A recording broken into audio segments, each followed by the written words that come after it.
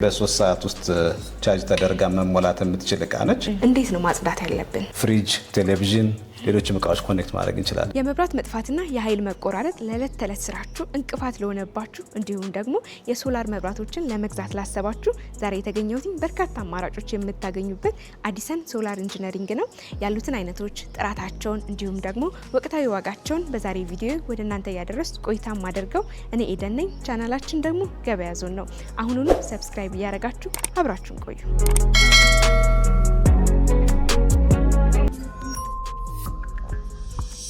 ሰላም እንዴት ናችሁ? እንዴት አለሽ? እንዴት አለክ? እንኳን ደህና መጣሽ። እንኳን ደህና ቆየኸኝ። እንግዲህ ዛሬ ወደ እናንተ ብቅ ያልኩትኝ የተለያዩ የሶላር መብራቶች እንዳሉ ሰምቼ ነው። እድሜያ ግን እንተዋወቅና አንተንና ድርጅትን በተወሰነ አስተዋውቁ። እሺ፣ ስሜ ዶክተር እንግዳው እባላለሁኝ። የአዲሰን ሶላር ኢንጂነሪንግ መስራችና ጄኔራል ማናጀር ነኝ ማለት ነው። መልካም። ወደ አዲሰን ሶላር ኢንጂነሪንግ ተመልካቾች ሲመጡ ምን ዕቃን ያገኛሉ? አዲሰን ሶላር ኢንጂነሪንግ ሙሉ የሆኑ የሶላር ስራዎችን የሚሰራ ድርጅት ነው። እንደዚሁም እቃዎችን እንይዛለን። የሶላር እቃዎችን ሙሉ ሬንጅ፣ ሶላር ባትሪ፣ ሶላር ፓናል እንዲሁም ሶላር ኢንቨርተር እቃዎችን እንይዛለን። በተጨማሪም የሶላር ፓምፕ እቃዎችን እንይዛለን ማለት ነው። የሙያ ስራዎችንም በተጨማሪ እንሰራለን ማለት ነው። በጣም አሪፍ። አነስ ካለችው የሶላር መብራትን ጀምርና ለተመልካች እናድርስ። መልካም። እሺ፣ እዚህ ጋር የምናያት ዲላይት ዲ100 የምትባል እቃ ነች። እንደምታዩት እዚህ ጋር የባትሪ አላት፣ ማብሪያ ማጥፊያዎችም አሏት። እዚህ ጋር 2 ኖርማል አምፖሎች እና ፍሎረሰንት አምፖል ያላት እቃ ነች። እዚህ ጋር የምታዩት ፓናል አብራ ከዚህ ጋር የምትመጣ እቃ ነች። ባለ 9 ዋት ፓናል ነው። እዚህ ጋር ባትሪ ያለው 10000 ሚሊ አምፔር። አገልግሎቷ እንግዲህ በዋናነት ለመብራትና የስልክ ቻርጀርም ማድረግ ይቻላል ማለት ነው። እንደነገርከኝ ለ3 አምፖል እና ለስልክ ቻርጅ ለማድረግ ነው የሚያገለግሉት። እነዚህን ቻርጅ ለማድረግ ምን ያህል ጊዜ ይፈጃል? እንዲሁም ደግሞ ቻርጅ ከተደረጉ በኋላ ለምን ያህል ጊዜ ያስጠቅሙናል? እችቃ እንግዲህ በጥሩ ፀሐይ ባለበት ጊዜ በ3 ሰዓት ውስጥ ቻርጅ ተደርጋ መሞላት የምትችል እቃ ነች።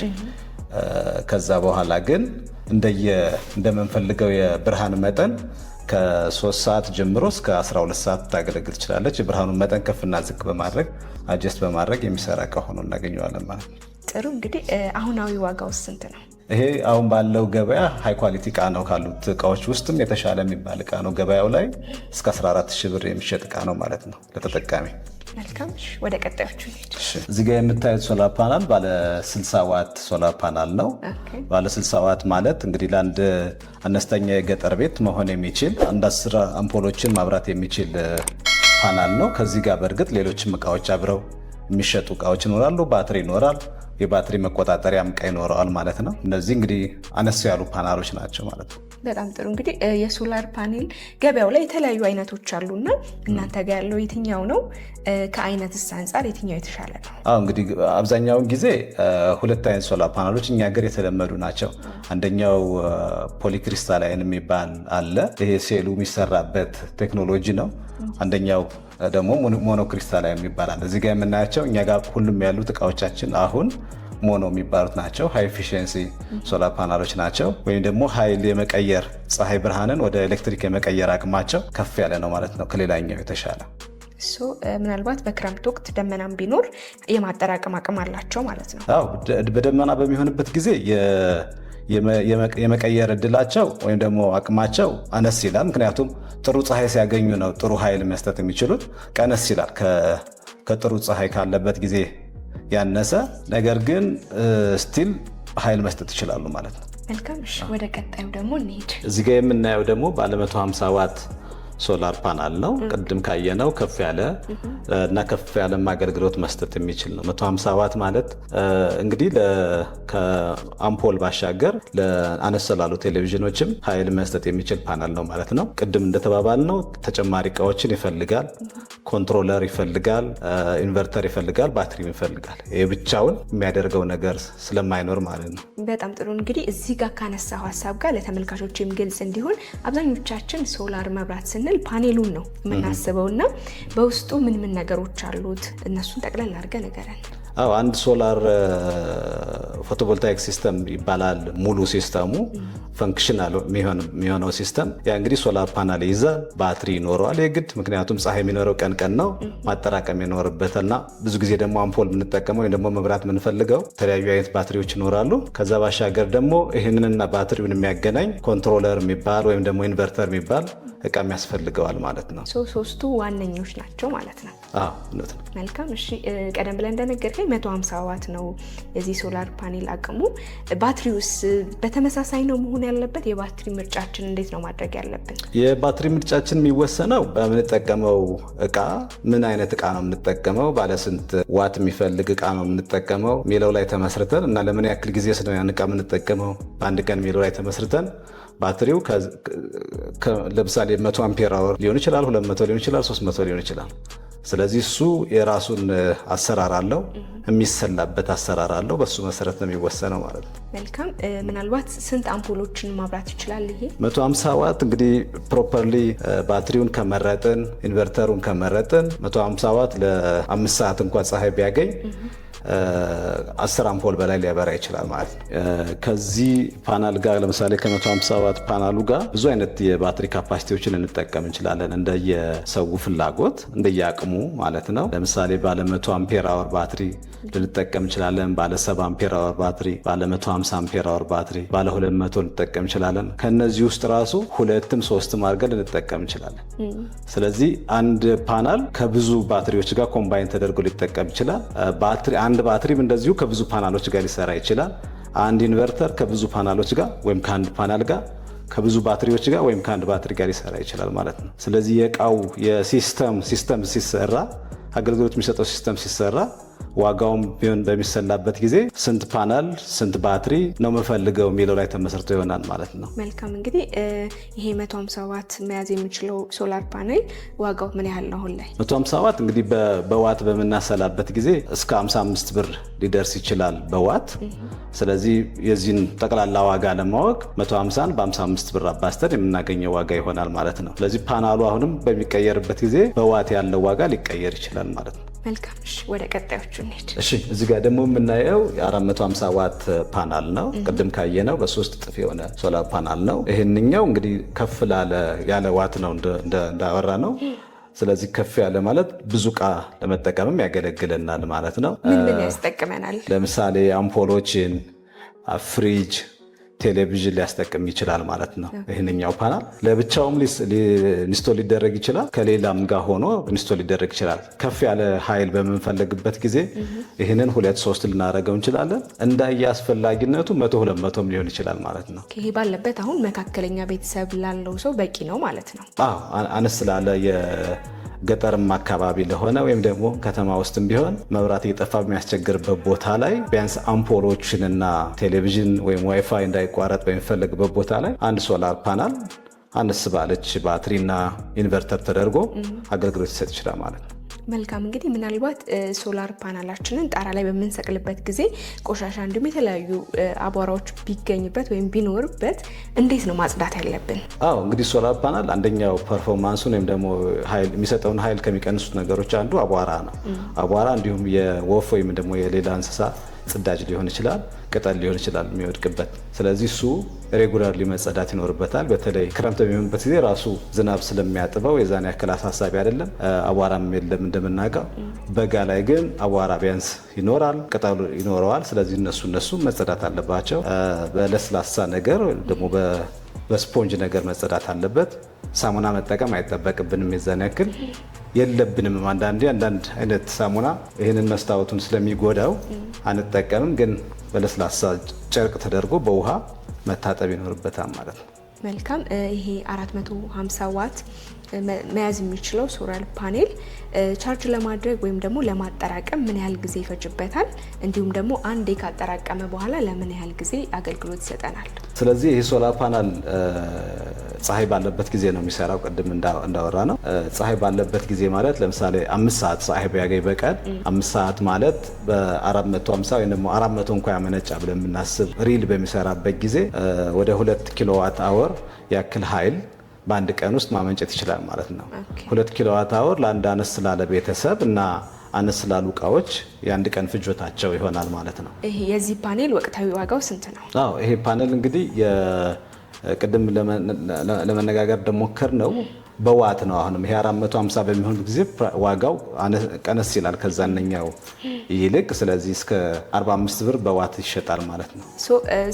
ከፍ እያለ በመጣ ቁጥር ዋጋቸው እየቀነሰ ይመጣል። ስኬሉ ከፍ ባለ ቁጥር ፕሮዳክሽን ኮስቱም ስለሚቀንስ ዋጋቸው ሁሌም የሶላር ፓናል እየቀነሰ ነው የሚመጣው ማለት ነው። በጣም ጥሩ። እንግዲህ ወደ ቀጣዩ ደግሞ ወደ ባትሪ ነው። እስቲ እናንተ ጋር ምን አይነት ባትሪዎች አሉ? የትኛውስ ባትሪ ለረጅም ጊዜ ለመጠቀም ይመረጣል? እዚህ ጋር እኛ ጋር ያሉ ባትሪዎች ሁሉንም የባትሪ ሬንጆች እንይዛለን። ባትሪ እንግዲህ በዋናነት በሁለት በተለይ የሶላር ባትሪ የተለመዱት የሶላር ባትሪዎች በሁለት ይከፈላሉ። አንደኛው ሊድ አሲድ ባትሪ ተብሎ ይጠራል፣ ወይም ደግሞ ከአሲድ የሚሰራ ከሰልፈሪክ አሲድ የሚሰራ ባትሪ ነው። ሌላኛው ሊቲየም አይረን ፎስፌት ባትሪ የሚባል ባትሪ ነው። ስለዚህ ሊድ አሲድ ባትሪ የሚባለው ለምሳሌ እዚች ጋር የምናያት 100 አምፔር አወር ባትሪ ሊድ አሲድ ባትሪ ስትሆን እዚህ ጋር የምናያቸው ደግሞ ሁለት አይነት አስተሻሸግ ያላቸው፣ አንደኛው ይህንኛው፣ ሌላኛው ደግሞ ይህንኛው የሊቲየም አይረን ፎስፌት ባትሪዎች ናቸው። ኬሚስትሪያቸው ኢንተርናል ነገራቸው ኳሊቲያቸው ተመሳሳይ ነው። ዋናው ልዩነታቸው አንደኛው የታሸገበት መንገድ ነው። ይህንኛው በፕላስቲክ ማሸጊያ፣ ይሄ ደግሞ በብረት ማሸጊያ የታሸገ ነው። ኦፍ ኮርስ ተጨማሪ ፊቸሮች ይኖሩታል ማለት ነው። ካፓሲቲውም ከፍ ያለ ነው። እነዚህ ደግሞ አነስ ያሉ ካፓሲቲ ያላቸው፣ ግን ሁለቱም የሊቲየም ባትሪዎች ናቸው። የተለመዱ የሄዱ ባትሪዎች ናቸው ማለት ነው። መልካም። ምናልባት የአብዛኞቻችን ስጋት ባትሪው ቶሎ ያልቃል፣ ይሞትብናል ብለን እናስባለን እና ለረጅም ጊዜ ለማቆየት ምን አይነት ጥንቃቄዎች ማድረግ አለብን? አዎ ባትሪ እድሜን ለመጨመር አንደኛው ወሳኙ ነገር መጀመሪያ ፕላን ስናደርግ ፕሮፐርሊ ፕላን ማድረግ አለብን። ለምን ያክል ሰዓት ነው በቀን የምንፈልገው ባትሪውን፣ ምን ያክል እቃ ነው ባለ ስንት ዋት እቃ ነው የምንጠቀመውስ፣ ከባትሪው የሚሄደው ኃይል ለምን አገልግሎት ነው የሚለውን ነገር በትክክል ማወቅ አለብን ማለት ነው። ያለበዛ እንዲሁ ዝም ብለን ተነስተን ባትሪ ገዝተን ቤታችን ከወሰድን የገዛነው ባትሪና የምንጠቀምበት እቃ ተመጣጣኝ ላይሆን ይችላል። ስለዚህ የምንጠቀመው አንድ ባትሪ ወስደን ሁሉንም የቤታችንን እቃ ራን ልናደርግ ብንፈልግ ያንን አይቻልም ይሆናል ማለት ነው። ስለዚህ ፕላን ስናደርግ ነው የሚጀምረው። የራሱን የቻለ በባለሙያ የሚሰራ ካልኩሌሽን አለው። በሱ መሰረት ተሰርቶ ባትሪ መወሰን መቻል አለበት ማለት ነው። መልካም። እናንተ ጋር እቃዎቹን ብቻ ነው የሚያገኙት ወይስ የባለሙያም ድጋፍ ያገኛሉ? እኛ እንግዲህ መጀመሪያ ላይ ለመግለጽ እንደሞከርኩት ሁሉንም ነገር ነው። የሶላርን የተመለከተ ሙሉ ነገር ነው የምንሰራው። ከመጀመሪያ ከሳይት አሰስመንት፣ ያ ማለት ኃይሉ ሊጠቀም የፈለገው ሰው ሶላር እቃውን የፈለገው ሰው ለምን አገልግሎት ነው የሚጠቀመው፣ ምን አይነት ቦታ አለው የሚለውን ከማጥናት ጀምሮ ዲዛይን እንሰራለን። ዲዛይኑን ከሰራን በኋላ ኳንቲቲ እናወጣለን፣ ሂሳብ እንሰራለታለን። ከዛ እቃውን ከወሰደ በኋላ ኢንስታሌሽን እንሰራለን ማለት ነው። ኦፕሬት በሚያደርግበት ጊዜም ችግሮች ከገጠሙት ሜንቴናንስ እንሰራለን ማለት ነው። ስለዚህ ሙሉ ስራ ነው የምንሰራው። መልካም። እሺ፣ ወደዚችኛዋ ልመልስና ከዚችኛዋ ጀምሮ ደግሞ የዋጋውን ሬንጅ ንገረን። እዚህ ጋር የምናያት እንግዲህ 12 ቮልት በ100 አምፔር አወር ሊድ አሲድ ባትሪ ነች። ኢቲቲ ብራንድ የሆነች ባትሪ ነች። ስለዚህ ሊድ አሲድ 100 አምፔር አወር ነች። ለአነስተኛ ቤተሰብ መሆን የምትችል ነች። ከሌሎቹ ባትሪዎች ጋር ሆና ደግሞ ከፍተኛ ኃይል ማጠራቀም ትችላለች ማለት ነው። አሁን ግን ለብቻዋ አነስ ያለ ኃይል ነው የምትሰጠን ወይ ነው ማጠራቀም የምትችለው። ይህንን ብዙ ባደረግን ቁጥር የማጠራቀም አቅሙም እየጨመረ እንዲሄድ ማድረግ እንችላለን ማለት ነው። እንግዲህ ወቅታዊ ዋጋዋስ ምን ያህል ነው? ዋጋዋ እንግዲህ እስከ 28 ሺህ ብር ትጠጋለች አሁን ባለው ገበያ ማለት ነው። መልካም።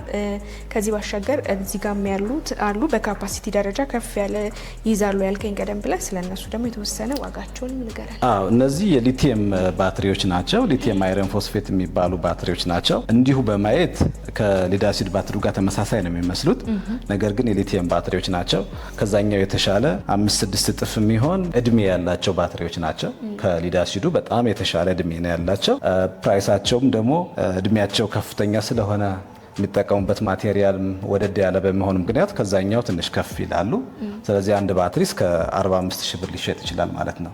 ተመሳሳይ ካፓሲቲ ነገር ግን ረጅም እድሜ ያላቸው ባትሪዎች ናቸው ማለት ነው። መልካም። ከዚህ ባሻገር ደግሞ ያየነው ይሄኛው ነው። የዚህኛውስ አሁናዊ ዋጋው ስንት ነው? ይሄ እንግዲህ 5 ኪሎዋት አወር የሚባል ባትሪ ነው። ከመስት የተሰራ ሊቲየም አይረን ፎስፌት፣ ከፊት ለፊት ጽሁፉ እንደሚታየው ሃይ ኳሊቲ ባትሪ ነው። የ5 ዓመት ዋራንቲ ያለው ባትሪ ነው። ለአንድ አነስተኛ ቤት ጀምሮ እስከ ኢንስቲትዩሽኖች ትምህርት ቤቶችን፣ ጤና ጣቢያዎችን ሁሉ ሊያገለግል የሚችል ከዚህ ከኢንቨርተሩ ጋር ተገጥሞ ሊያገለግል የሚችል ባትሪ ነው። እስከ አሁን ባለው ገበያ እስከ 190 ሺህ ብር አካባቢ ይሸጣል ማለት ነው። ሌላኛው እዚህ ጋር የምናየው ሶላር ፓናል 590 ዋት አንዱ ፒስ 590 ዋት የሆነ ፓናል ነው። በሁለቱም በኩል ፀሐይ ካገኘ በሁለቱም በኩል ኃይል ማመንጨት የሚችል ነው። በአንደኛው በኩል ብቻ በዚህ በምናይበት ጊዜ ብቻ በሚሆንበት ጊዜ 590 በዛኛውም በኩል ግን ካገኘ እስከ 650 ድረስ ኃይል ማመንጨት የሚችል ፓናል ነው።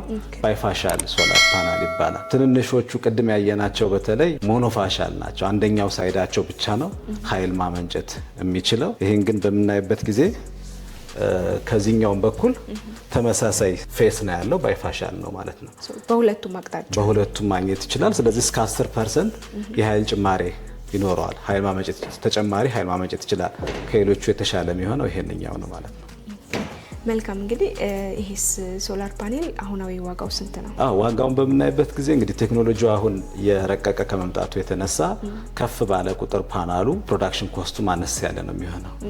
ስለዚህ በዛ ምክንያት ዋጋው አነስ ያለ ነው። ከሌሎቹ እስከ 42 ብር ከ40 ብር እንደየብዛቱ ይሸጣል ማለት ነው። 40 ብር በዋት ወይም ደግሞ እስከ 42 ብር በዋት መሸጥ የሚችሉ ፓናሎች ናቸው ማለት ነው እነዚህ። መልካም። ምናልባት እነዚህን ፓናሎች ለምን ምን አገልግሎት ለሚጠቀሙ ሰዎች ተመራጭ ናቸው? እንግዲህ እነዚህ ሃይ ካፓሲቲ ፓናሎች ናቸው። ሃይ ካፓሲቲ ፓናሎች ማለት ኢንስታሌሽን ስፔሳችንን ይቀንሱልናል። ምክንያቱም 4 ባለ 150 ከምናረግ ይልቅ 1 ባለ 600 ብናደርግ ስፔስም ስራም ይቀንስልናል። ስለዚህ ኢንስታሌሽን ኮስቱን ይቀንስልናል። ስለዚህ ትልልቅ ፓወር በሚያስፈልጋቸው ለምሳሌ ሚኒ ግሪዶች ሊሆን ይችላሉ፣ ወፍጮዎች የሶላር ወፍጮ ሊሆን ይችላል፣ የሶላር ወተር ፓምፕ ሊሆን ይችላል እና እንደዚሁም የሆቴሎች ሊሆን ይችላል፣ ወይም ደግሞ የግለሰብ ቤቶችም ትልቅ ኃይል የሚፈልጉ ግለሰብ ቤቶችም ሊሆኑ ይችላሉ፣ ሬስቶራንቶች ሊኖሩ ይችላሉ፣ እንደዚሁም ፔንሲዮኖች ሊሆኑ ይችላሉ። ስለዚህ ባካፕ ጄኔሬተርን በሙሉ ተክቶ እንዲሰራ የሚያደርጉ የሶላር ፓናሎች ናቸው። ለዚህ ብቻ ነው የምንጠቀምበት የሚለው ነገር የለንም።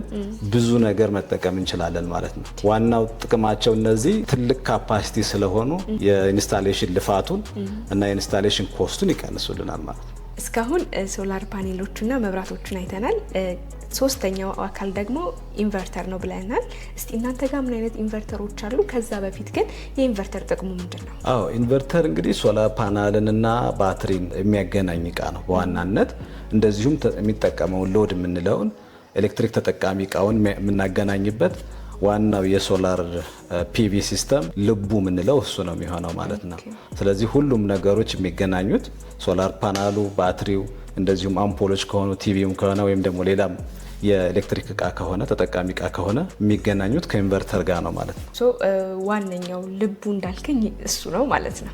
መልካም እንግዲህ ከፊት ለፊቴ ሶላር ኢንቨርተር መስት በሚል ብራንድ ይታየኛል። ስለዚህ ኢንቨርተር ደግሞ የተወሰነ ንገረን። እቺ ኢንቨርተር እንግዲህ ባለ 1 ኪሎዋት ኢንቨርተር ናት። እዚህ ጋር በምናይበት ጊዜ ስፔሲፊኬሽን እናያለን። 1 ኪሎዋት ድረስ ኃይል መጠቀም ይችላል። 1 ኪሎዋት ማለት እንግዲህ ለምሳሌ ባለ 20 ዋት አምፖሎችን ብለን ብንወስድ 50 አምፖሎችን ማብራት ትችላለች እንደማለት ነው። 1 ኪሎዋት ሂሳቡ 1000 ዋት እንደማለት ነው። ከዛ ባሻገር እንግዲህ እዚህ ጋር ብዙ አይነት መሰካከያዎች አሏት። ሶላር ኮኔክት የምናደርግበት ሶላር ፓናሉን የምናስርባት አላት። እንደዚሁ ከመብራትም ቻርጅ ማድረግ ትችላለች ወይ ከጄኔሬተር። እንደዚሁም ባትሪ ማገናኛ እዚህ ጋር እናይባታለን። ስለዚህ ባትሪ እዚህ ጋር ይገናኛል፣ ሶላር ፓናል እዚህ ጋር ይገናኛል። ኢንፑት ደግሞ ካላት ወይም ደግሞ ከመብራትም ቻርጅ ማድረግ ከፈለግን መብራት ኮኔክት የምናደርግበት። ከዛ ግን ይሄ ሁሉ ሆኖ እንግዲህ ኃይል ተጠቃሚ እቃ ይኖረናል። እሱንም የምናገናኝባት ፖርቶች ይኖራታል ማለት ነው። ወቅታዊ ዋጋውስ ምን ያህል ነው? እንግዲህ 1 ኪሎዋት ናት። አሁን ባለው ገበያ ላይ እስከ 35 ሺህ ብር ትሸጣለች። መልካም። ቀጣዩ ደግሞ በኪሎዋቱ ከፍ ይላል ነው? ኪሎዋቱ ከፍ እያለ ይሄዳል። ሳይዛቸው ወይም ደግሞ ዳይሜንሽናቸው እየጨመረ በሚሄድበት ጊዜ የሚሸከሙት የእቃ ብዛትም እየጨመረ ይሄዳል ማለት ነው። አቅማቸው መውሰድ የሚችሉት የሶላር ፓናል ብዛትም እየጨመረ ይሄዳል ማለት ነው። ይሄ ስንት ኪሎዋት? ይሄ ለምሳሌ 3.2 ኪሎዋት ነው። 3200 የዚህ ኦልሞስት 3 እጥፍ በላይ ማለት ነው። ምናልባት ቀደም ብለን ካየን የተለየ ፊውቸር አለው? ተመሳሳይ ናቸው። ዋናው ልዩነቱ ይሄ ከፍ እያለ ሲሄድ ብዙ ሶላር ፓናሎችን ማገናኘት እንችላለን። ብዙ እቃዎችን ኮኔክት ማድረግ እንችላለን። ቅድም ለምሳሌ 50 አምፖል ካልነው ይልቅ ይሄ እስከ 150 አምፖል መሆን ይችላል ማለት ነው። ስለዚህ ብዙ እቃዎችን ኮኔክት ማድረግ የምንችልበት እቃ ይሆናል ማለት ነው። እንግዲህ አምፖል ስንል ለአሰራሩ እንዲመቸን ነው እንጂ ፍሪጅ፣ ቴሌቪዥን፣ ሌሎችም እቃዎች ኮኔክት ማድረግ እንችላለን ማለት ነው። እሺ ዋጋውስ ምን ያህል ነው? ይሄ እንግዲህ አሁን ባለው ገበያ እስከ 70 ሺህ ብር የሚሸጥ እቃ ነው ማለት ነው። እዚህ ጋር ከፍ የሚል 6 ኪሎዋት 6.2 ኪሎዋት 6200 የዚህ እጥፍ ማለት ነው። ይሄ በሚሆንበት ጊዜ እንግዲህ አነስ ያሉ ስቶቮችን፣ ፍሪጆችን ማብራት እንችላለን። እንዲሁ ቦይለር ኮኔክት ማድረግ እንችላለን። እንደዚህ ስለዚህ ከፍ እያለ በሚሄድ ጊዜ የምንፈልገውን ወይ ደግሞ ማብራት የምንችለው እቃም እየጨመረ ይሄዳል ማለት ነው። በጣም ጥሩ። እንግዲህ የዚህ ዋጋው ምን ያህል ነው አሁን ላይ? ይሄ አሁን ባለው ገበያ እስከ 120 ሺህ ብር ድረስ ይሸጣል ማለት ነው። ቀጣዩስ? ይሄ 10 ኪሎዋት ኢንቨርተር ነው። 10 ኪሎዋት ኢንቨርተር እንግዲህ ከ6 ኪሎዋቱ በ4000 ዋት የሚበልጥ ኢንቨርተር ነው። ይሄ በሚሆንበት ጊዜ እንግዲህ አሁን ኮኔክት ማድረግ የምንችለው እቃ ኮኔክት ማድረግ የምንችለው የባትሪ መጠንም ብዛትም እየጨመረ ይሄዳል። ብዙ ጊዜ ይሄ ለኢንስቲትዩሽኖች፣ ለጤና ጣቢያ እንደዚሁም ለሆቴል፣ ለሬስቶራንቶች መሆን የሚችል እቃ ነው ማለት ነው። እዚህ ጋር ያየናቸው ኢንቨርተሮች ሁሉም ኢንቨርተሮች ሃይብሪድ ናቸው። ሃይብሪድ በምንልበት ጊዜ ሶላር መውሰድ ይችላሉ። ጄኔሬተር ወይም ደግሞ መብራት ወይም ደግሞ ኖርማል ኤሌክትሪሲቲ ከመብራት ከዩቲሊቲ መውሰድ የሚችሉ እቃዎች ናቸው ማለት ነው። ምናልባት ሶላሩን መጠቀም ካልፈለጉ ብቻውን ወስደው ከመብራት ጋር በማገናኘት መጠቀም ይችላሉ ማለት ነው። እውነት ነው። እንግዲህ ይሄ ለትልልቅ ስራዎች መሆን የሚችል ብዙ እቃዎችን ኮኔክት የሚያደርግ እቃ ከመሆኑ የተነሳ አሁን ባለው ገበያ ላይ እስከ 200 ሺህ ብር የሚሸጥ እቃ ነው ማለት ነው። እዚህ ጋር የምናያቸው እንግዲህ ጽሁፉ እንደሚያሳየው ከመስት ኒው ኤነርጂ የተመረቱ የመስት እቃዎች ናቸው።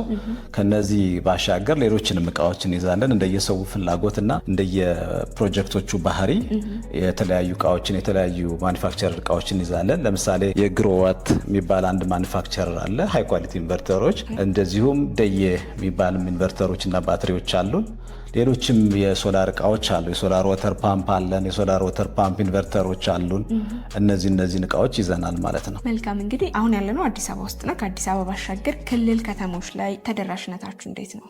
አዎ በየክልሉ ተወካዮች አሉን። ወስደው የሚሸጡም ሊሆኑ ይችላሉ፣ ኢንስታሌሽን ስራም የሚሰሩ ሊሆኑ ይችላሉ። በሌሉበት ቦታ ደግሞ እኛ ራሳችን ወደ ክልል በሚሄዱ መኪኖች አማካኝነት ደሊቨር እናደርጋለን ማለት ነው።